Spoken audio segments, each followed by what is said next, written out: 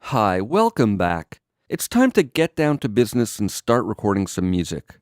In this video, we're going to get set up to record some MIDI. I'm going to start by hitting my key command, Option Command N, to call up the New Tracks dialog box, and we're going to create one new software instrument and have it open the library.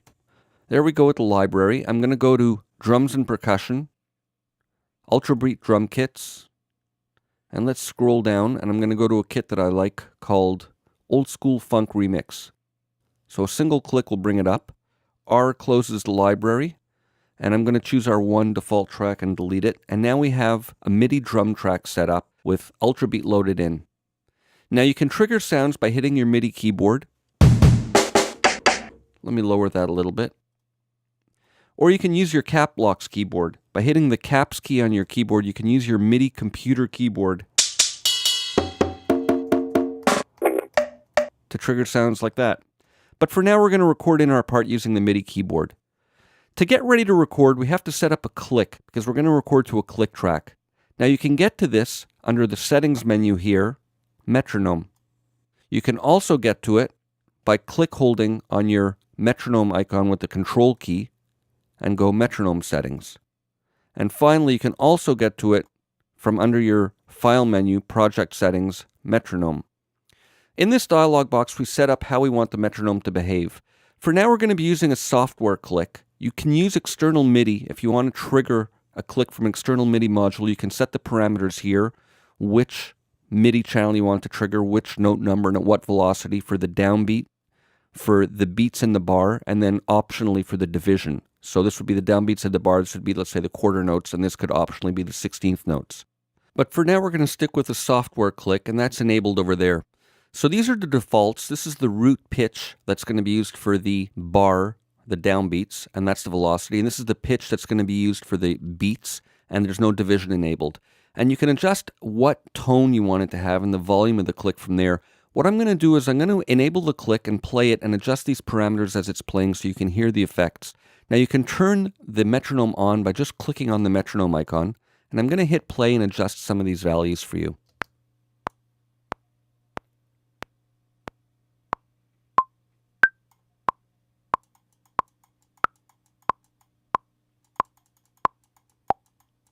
So you can get lower pitches. Let's leave it close to the defaults, which was about there, and I'll put it back up to G5. But you can do some coarse adjustments like that. And you can set the global output path there. I'm going to hit stop for now. And you have an option here for setting the click to be on while recording or only during the count-in, and then optionally while it's playing. And polyphonic clicks is what we have enabled now so that we're hearing a different click at the same time on the downbeats. We're hearing the downbeat click and the beat click. But these can be controlled by the metronome icon there. See, that just turned off play mode. So let's close this up, and to explore the click in a little more detail, I'm going to open our mixer. I'm going to hit X, and I'm going to go to the All key command, or rather the All menu button here, so that it shows all the objects in our session. And there's a unique channel strip dedicated to the click over here. And this has a software instrument on it called Klopfgeist. And you can further set the sounds that way. So let me double click this and open it. And I'm going to hit play again with the metronome on and show you some of the different sounds. You can click hold this flip menu here and choose between them.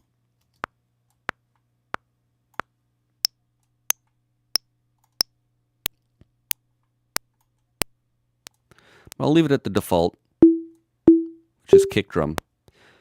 And you can set tonality and dampening if you want it to ring out, and you can detune it and, have different parameters for the click. But basically, I'm leaving it at the defaults for now. I just want to show you where it is and how to get to it. I'm going to hit X to close that up, and we're going to get ready to record. Next thing we want to do is open our record settings to set the count off. So what I'm going to do is open that up again. You can get to it via the settings menu here, recording, or you can control click on the record button and open record settings, or you can use the key command, and I suggest learning this because it's useful and you'll probably be going back to it often. Option with the asterisk key, and that'll open that same box. And optionally, you can get to it from under the file menu, project settings, recording, and there's the key command right there.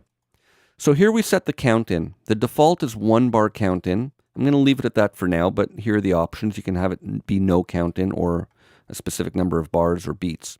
And you can optionally use a pre-roll with a user-defined number of seconds, but since we're working with music right now, and we're working with a grid and bars and beats, I'm going to leave it to 1 bar like that. So that's it. We're good to go. We have our track set up, and the channel strip has a drum kit loaded in. By default, when you select the software instrument track, it becomes record enabled. That little R is lit up. It's record ready. So we're good to go. I can hit the record button over here. I'm going to use the key command, which is the asterisk key. We're going to hear a 1 bar count in, and then I can start playing in a part.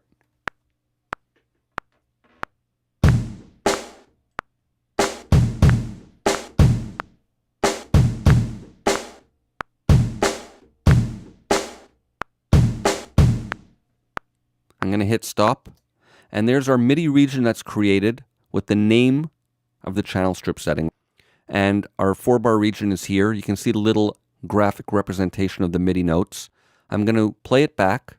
I'm going to turn the metronome off. And you can use the key command C, by the way, to toggle the metronome status on or off. I use that a lot for when I'm toggling between record and playback, because when I'm playing back, I don't necessarily need to hear the click. So let's listen to that.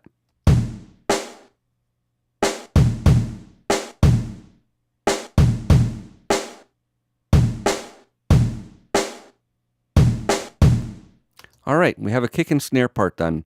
So that's basic MIDI recording. Just to review, we need to set up the click, and you do that by control clicking on the metronome and opening the metronome settings. That's one of the ways of getting there. And you can set the defaults to make sure the click is how you want it. And you can further customize that in the mixer by going to the All page and going to the Click channel strip, and it's displaying the preset name because we did modify it. And it's defaulting to the highest number instrument track available. That's where it'll go by default. And furthermore, you need to set your count off. You can click with the control key on the record button and open your record settings, or get to it by key command or there, or the menu command, and set your count off there the way you want it. Then basically position your playhead, hit record, and you're good to go.